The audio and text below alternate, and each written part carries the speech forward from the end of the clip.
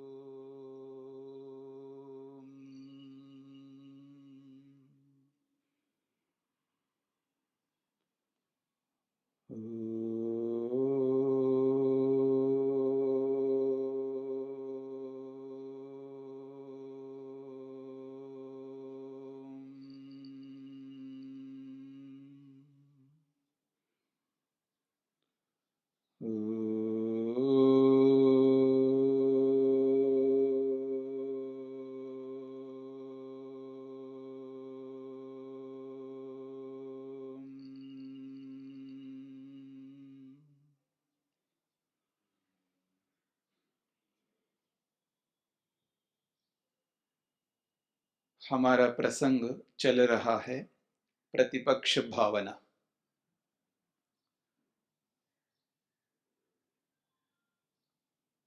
प्रतिपक्ष भावना हेतोः हेयाः वितर्काः।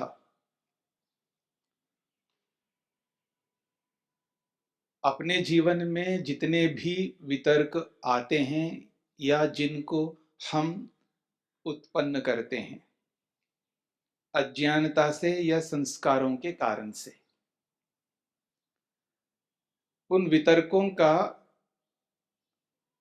विनाश, उनकी समाप्ति, मन में वितर्क उत्पन्न ही ना हो, उसके लिए महर्षि पतंजलि ने प्रतिपक्ष भावना की व्यवस्था की है। हमने अभी तक जो विचार किए, विरोधी भाव को लाना, विपरीत विचार को लाना, क्रोध उत्पन्न हो रहा हो या होने की संभावना हो तो उसके विरोधी प्रेम को मन में उत्पन्न करना, यानी एक को दबा करके दूसरे को लाना। ये योग की भाषा में कहूं, एक को विच्छिन्न कर देना और दूसरे को उदार में ले आना। उदार अवस्था का मतलब है वर्तमान अवस्था। वर्तमान में जो विचार मन में चल रहा है उसको उदार कहते हैं। और विच्छिन्न का अर्थ होता है दब जाना। जो गुस्सा, क्रोध, ईर्ष्या ये जो उत्पन्न हो रही है मन के अंदर, उनको दबा करके, उनको हटा करके और दूसरे विचार को लाना, ये भी प्रतिपक्ष भावना है। जैसे मोटे तौर पर कहा जाता है, गुस्सा आ रहा है ना, मुंह में पानी भर लो, बोलते हैं ना। गुस्सा आ रहा है ना तो वहां से हट जाओ। अलग अलग छोटे छोटे उपाय होते हैं,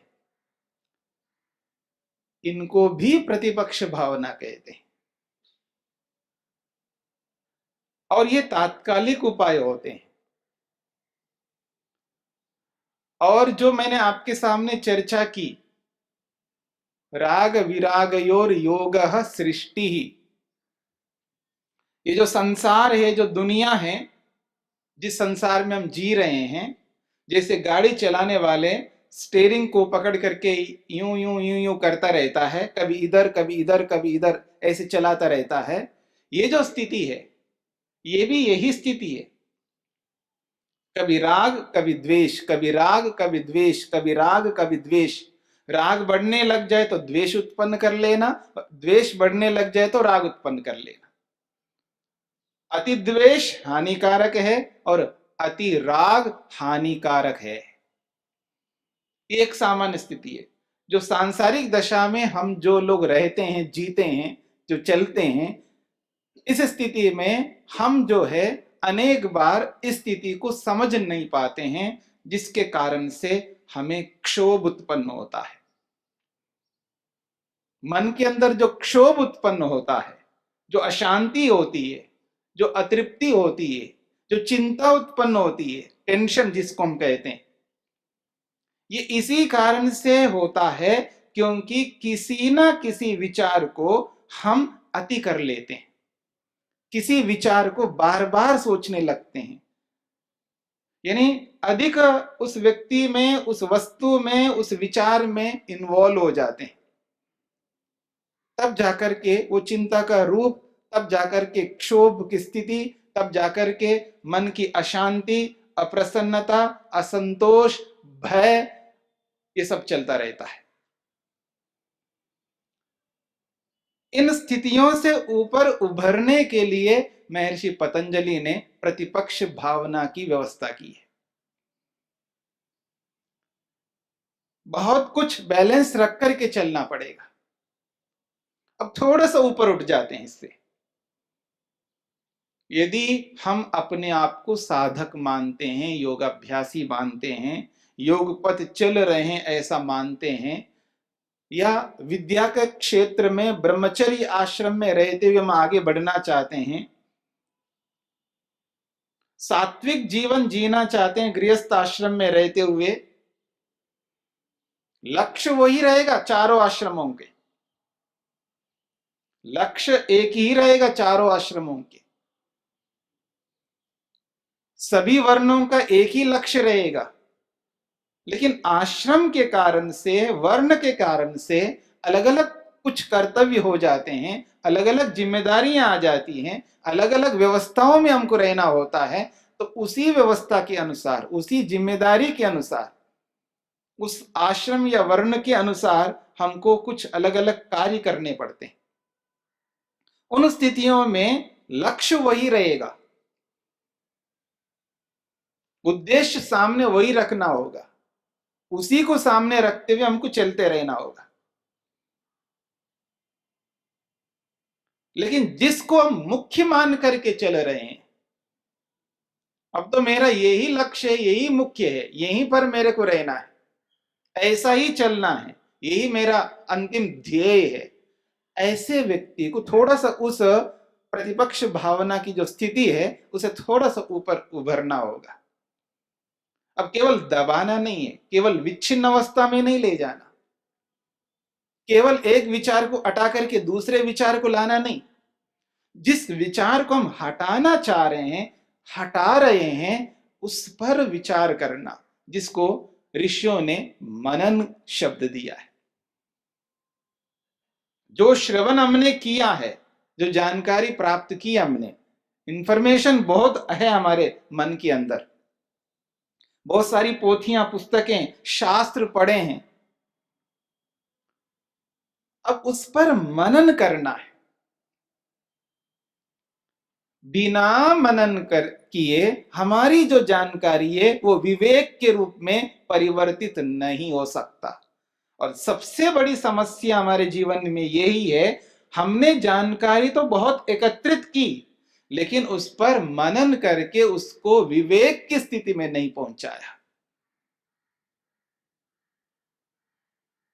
और जब तक विवेक की स्थिति में नहीं पहुंचाएंगे तब तक हम उस पर मोहर नहीं लगा सकेंगे, निधिध्यासन नहीं कर पाएंगे, अर्थात निर्णय नहीं ले सकेंगे।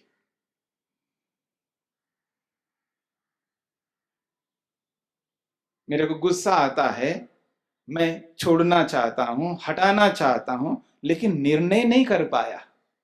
मेरी बात समझ रहे हैं? मेरे मन में लोभ है, मैं पता नहीं किस किस में लोभ करने लग जाता हूं। मैं लोभ को हटाना चाहता हूं, मैं अपनी कमी स्वीकार करता हूं, प्रयास भी करता रहता हूं, लेकिन मैंने निर्णय नहीं किया।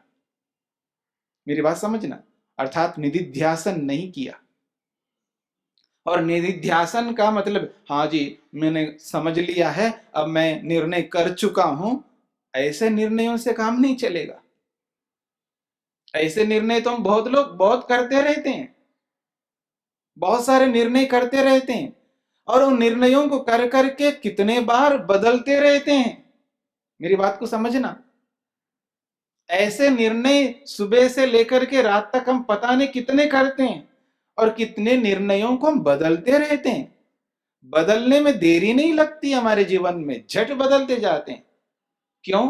क्योंकि बिना मनन किए हम निर्णय करते हैं। और एक बार मनन नहीं, अनेक बार करना पड़ता है। इसी के लिए ऋषियों ने एक अच्छी व्यवस्था की है, आवृत्ति ही असकृत उपदेशात। उसको बार बार आवृत्ति करो, बार बार दोहराओ, उसको बार बार सामने लाओ। जिसको हम हटाना चाहते हैं, जिसको अपने जीवन में नहीं रखना चाहते हैं। किनको? वितर्कों को। चाहे वो हिंसा की प्रवृत्ति हो, चाहे वो क्रोध के रूप में, चाहे ईर्ष्या के रूप में, चाहे द्वेष के रूप में, चाहे गुस्से के रूप में, चाहे किसी भी रूप में हम स्वीकार करते हैं उसको, जो हम हानिकारक मानते हैं, ये सब वितर्क है। और जो असत्य है हमारे जीवन में, पग पग पर असत्य, जहां जब जैसा अवसर मिलता है वहीं उसका झट प्रयोग कर लेते हैं, आसानी से ऐसा रास्ता बना लेते हैं। हम अपने जीवन में असत्य के बहुत सारे रास्ते बना लेते हैं। ये सब वितर्क है। ऐसे बहुत सारे हैं हमारे जीवन में वितर्क। इन वितर्कों को हटाने के लिए हमें बार बार आवृत्ति करनी है। किसकी आवृत्ति? जो हमने सुना है, जो हमने पढ़ा है, जो शास्त्रों के माध्यम से, आचार्य, अध्यापक, गुरुजनों के माध्यम से, माता पिता के माध्यम से, बड़े बुजुर्गों के माध्यम से, जिन किसी से भी हमने जो सुना है, श्रवण किया है, उस श्रवण को, उस विद्या को, उस जानकारी को, उस इंफॉर्मेशन को हमें बार बार आवृत्त करना है, बार बार दोहराना है, बार बार अपने सामने लाना है उसको, और ला करके उस पर मनन करना है। और मनन की जो प्रक्रिया है, उस प्रक्रिया को यदि हमने अपना लिया जीवन में,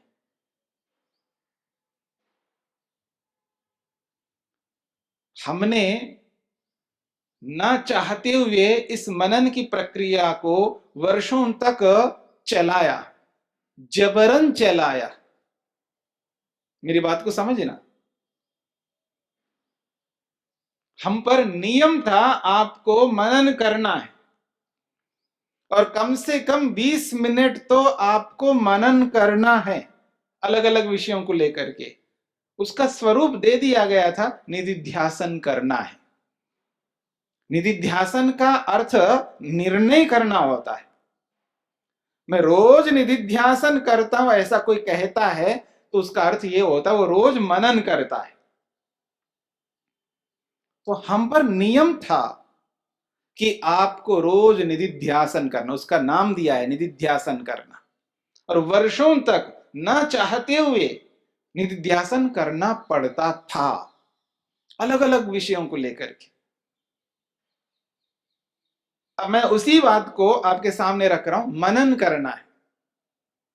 और मनन का अभिप्राय होता है, हम जो भी हम करते हैं, जो भी हमारे जीवन में है, चाहे अच्छा है या बुरा है, दोषों के रूप में है या गुणों के रूप में, उस पर विचार करना, उचित है या अनुचित है, न्याय संगत है या अन्याय से युक्त है, धर्म युक्त है या अधर्म युक्त है, पाप है या पुण्य है, ईश्वरोक्त है या नहीं है, वेदोक्त है या नहीं है, ऋषियों के अनुरूप है या नहीं है, महापुरुषों के अनुरूप है या नहीं है, जो मेरी आत्मा है, आत्मवत है या नहीं है, इस पर हमें विचार करना है। और वो जो विचार जो किया जाएगा वो प्रमाण पूर्वक होगा।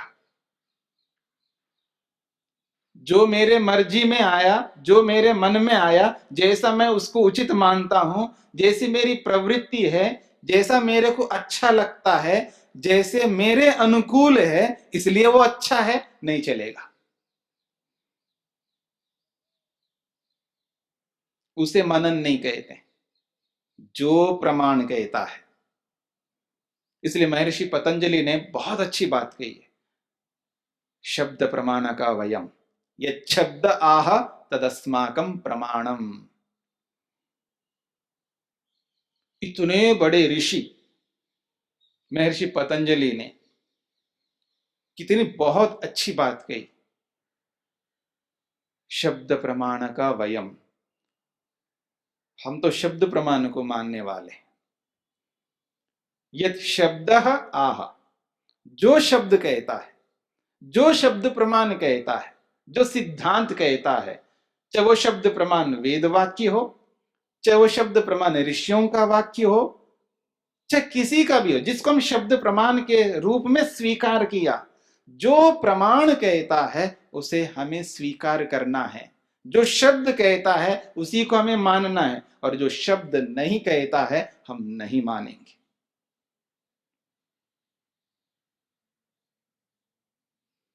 मैं कहने वाला हूं या आप कहने वाले हो, आप कौन होते, मैं कौन होते, कुछ नहीं होते हम।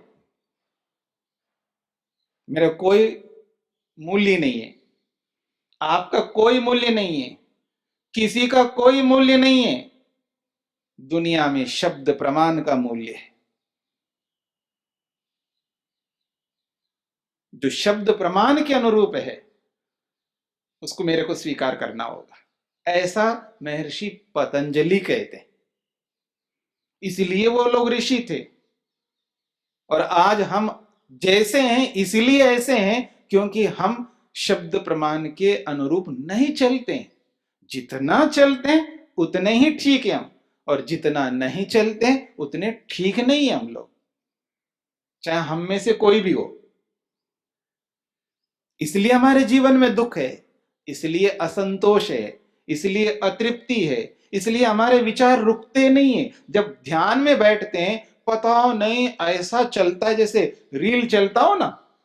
पहले के जमाने में जो पिक्चर हॉल के अंदर पिक्चर देखने के लिए जाते थे, बड़े बड़े रील आते थे, उसको लाते थे, कई बार वो आने में देरी होते तो बैठे रहना पड़ता था, ठीक है ना। फिर वो रील चढ़ाते थे और डर चल पड़ता रील, हाँ अब आने वाला है।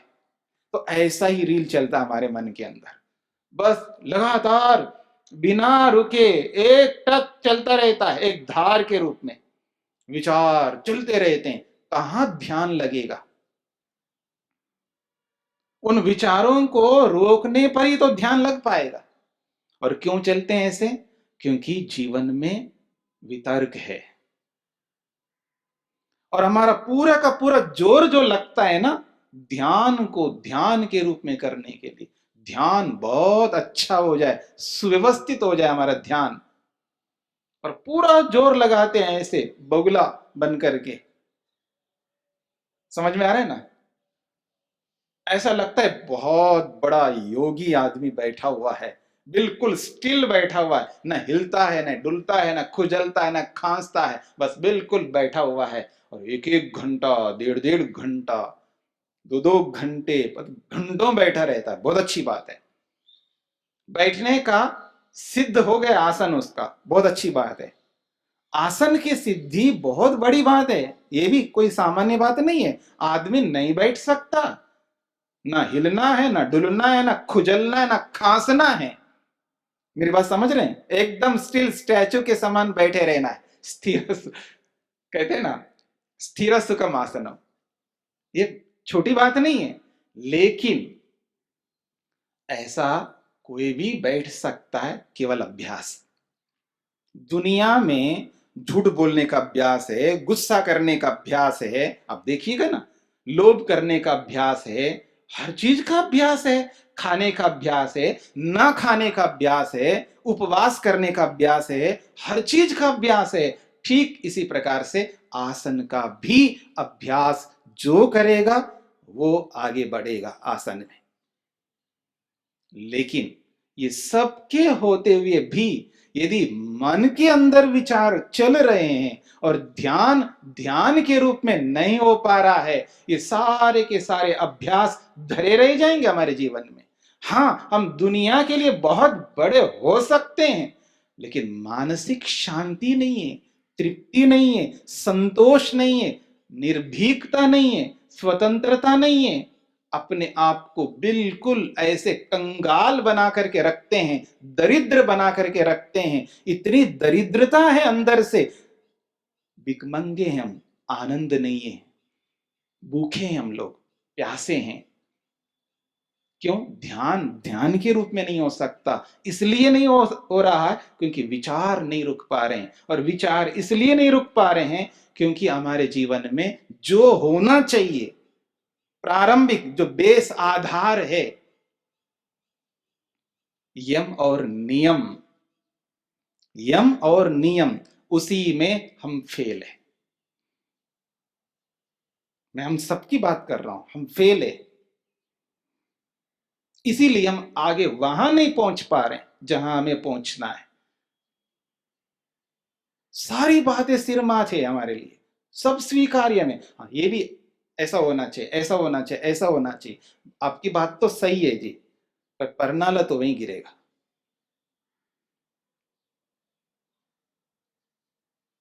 हम सारी बातों को स्वीकार करते हैं, शब्दों के रूप में स्वीकार करते हैं, क्योंकि जानकारी है हमें। अब उस जानकारी को मनन के रूप में बदलना होगा। जब तक हम मनन के रूप में नहीं बदलेंगे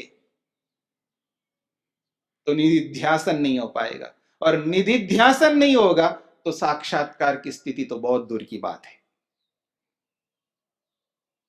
तो कहने की बात हो जाएगी। इसलिए हमें ये जो प्रतिपक्ष भावना करनी है वो मनन के माध्यम से करना है। मनन,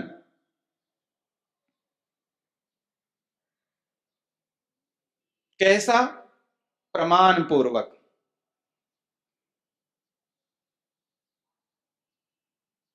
एक आदमी आकर के यज्ञशाला में बैठता, एक जगह बैठता है, मान करके चलते, रोज आकर के बैठता है। अब दूसरे सज्जन, कोई ऐसा सज्जन आकर के वहां बैठ गया उसकी जगह पर, उसको गुस्सा आता है, उसके मन में बहुत कुछ आता है, क्योंकि एक बार, दो बार, तीन बार, चार बार बोल चुका है कि ये मेरा जगह, मेरा स्थान, ऐसा। फिर भी वो वहीं बैठता है और मन में खलबली। छोटी सी बात है, उस पर विचार करो, मनन करो। यदि ऐसी व्यवस्था की गई है कि आपको यहीं पर बैठना है, यहां से हटना नहीं है, जो भी व्यवस्थापक ने व्यवस्था आपको दी है, उस स्थिति में तो ठीक है, हमको क्या मन में खलबली मचाना। व्यवस्थापक को बताइए जी ये मेरा स्थान है और मेरे को यहाँ बैठना होता है, ये बैठे। वहां तक जाने की स्थिति क्यों उत्पन्न करनी है? कौन सा ऐसा स्थान है वो? दूसरा जगह बैठ जाना, दूसरा कोई स्थान है ऐसा ले लेना जी। फिर वहां भी कोई आकर के बैठे तो तीसरा स्थान इतना बड़ा है, स्थान कितना बड़ा है, यहाँ पर कहीं भी बैठ सकते हो ना। एक व्यवस्था में दी गई है कि यहाँ ब्रह्मचारी बैठेंगे, यहाँ पर ये बैठेंगे, यहाँ पर वो बैठेंगे, एक व्यवस्था दी गई। तो जिस व्यवस्था में जो बैठते हैं, जैसे मैं ब्रह्मचारियों की बात करता हूँ, ब्रह्मचारी यहाँ बैठेंगे, ऐसी एक व्यवस्था दी है। अब एक ब्रह्मचारी आकर बैठ गया, दूसरा, अब उस ब्रह्मचारी ने देखा कि मेरे स्थान पर ये बैठ गया, उसको एक बार दो बार बता दिया तो भी वो नहीं मानता, वो ब्रह्मचारी है, ठीक है ना। अब उस ब्रह्मचारी को गुस्सा आ जाएगा, मेरा स्थान है, उसको धक्का देगा, उसको हटाएगा, उस पर गुस्सा करेगा, उस पर पता नहीं क्या करेगा। अब सोचिएगा, तो ये जो सारी स्थितियां जो मन के अंदर उत्पन्न होती हैं, उनको रोकने के लिए हमें प्रतिपक्ष भावना करनी है। क्या फर्क पड़ता है, बैठने दो ना, मैं दूसरी जगह बैठ जाऊंगा, दूसरे स्थान पर बैठ जाऊंगा। नहीं नहीं, मेरा स्थान है वो। मन में विचार आ रहा है, मैं ऐसे करूंगा तो फिर मैं बिल्कुल ऐसे बन जाऊंगा, कोई भी मेरे को ऐसे कर देगा, हटाते जाएगा, हटाते जाएगा, हटाते जाएगा, मेरा कोई अस्तित्व नहीं रहेगा, मेरा कोई पहचान ही नहीं रहेगा, मैं भी तो कुछ हूं। ऐसे बहुत सारे विचार मन के अंदर आते रहते हैं, और इन सारे विचारों को लेकर के मन में विचार करना है। अब ये जो मनन करना है वो प्रमाण पूर्वक करना है, प्रमाण पूर्वक। ये उचित है या अनुचित है? यदि उचित है तो प्रमाण क्या कहता है? प्रमाण ये कहता है व्यवस्थापक ने व्यवस्था दी है, ये मेरा स्थान है और मेरे को वहां बैठना है, ठीक है, बैठना है। और ये अव्यवस्था है, दूसरा व्यक्ति आकर के वहां बैठे, ठीक बात है, प्रमाण तो यही कहता है। अब इस छोटी सी बात को लेकर के हम प्रमाण से चलेंगे तो ठीक है, अब उसको हम हटाना चाहेंगे और उसको वो नहीं हटेगा तो गुस्सा आएगा, क्रोध आएगा, ये होगा, ये होगा, ऐसा होगा, ये होगा। तो अब ये जो प्रमाण तो है, स्थान मेरा है। अब मैं दूसरे स्थान पर बैठ जाऊंगा तो वो दूसरे का स्थान हो सकता है, तो समस्या तो आएगी ना, वो भी प्रमाण पूर्वक है। इस तरह अगर विचार करके चलेगा व्यक्ति तो उसको समझ में आएगा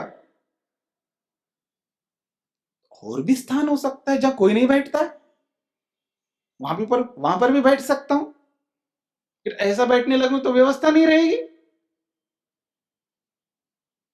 इतना सारा विचार किए बिना भी सीधा व्यवस्थापक को कह सकता है देखिए जी वो मेरा स्थान है, और व्यवस्थापक आप दूसरे स्थान पर बैठ जाना, कोई बात नहीं, तो दूसरे स्थान पर बैठ जाओ। नहीं जी ये तो मेरा व्यवस्था है, फिर समस्या आ जाएगा मन के अंदर। आदमी छोटी छोटी बातों को लेकर के कहां से कहां पहुंच जाता है और उसके कारण से राग उत्पन्न करता है, द्वेष उत्पन्न करता है, ईर्ष्या उत्पन्न करता है, उसको लेकर के पता नहीं मन में ऐसे ऐसे विचार उत्पन्न करता है। इस छोटी सी बात को लेकर के जब वो ध्यान में बैठता है ना, वो ध्यान तो ध्यान रह जाएगा और यही विचार चलते रहेंगे उसके। एक उदाहरण मात्र है, ऐसे सुबह से लेकर के रात्रि तक न जाने कितने कितने विषय हमारे के सामने आते हैं, हम व्यवहारिक नहीं बन पाते हैं, हमें वो शांति नहीं हो पाती है, वो धैर्य नहीं रह पाता है, वो तप नहीं कर पाते हैं, वो सहन शक्ति नहीं रहती है। बस अपने अस्तित्व को ऐसा रखते हैं सामने अंदर। अस्तित्व का मतलब है अहंकार। वो जो अहंकार सामने आता है ना, वही अहंकार हमको ऐसा बना देता है जो कि विचारों को अधिक से अधिक हम उत्पन्न कर लेंगे उस अहंकार के कारण से, और मन के अंदर वो विचार चलते रहेंगे। उन विचारों के चलते हुए हम अपने ध्यान को ध्यान के रूप में नहीं कर पाएंगे, तो प्रतिपक्ष भावना धरी रह जाएगी, तो बहुत मुश्किल हो जाएगा।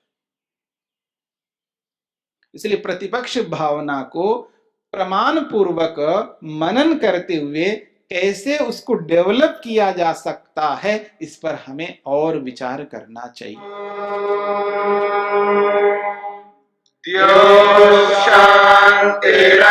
शांतिरंतरिक्षं शांति पृथिवी शांतिरापः शांतिरोषधयः शांतिः वनस्पतयः शांतिर्विश्वे देवाः शांतिर्ब्रह्म शांति सर्वं शांति शांतिरेव शांति क्षमा शांतिरेधि। ओम शांति शांति शांति।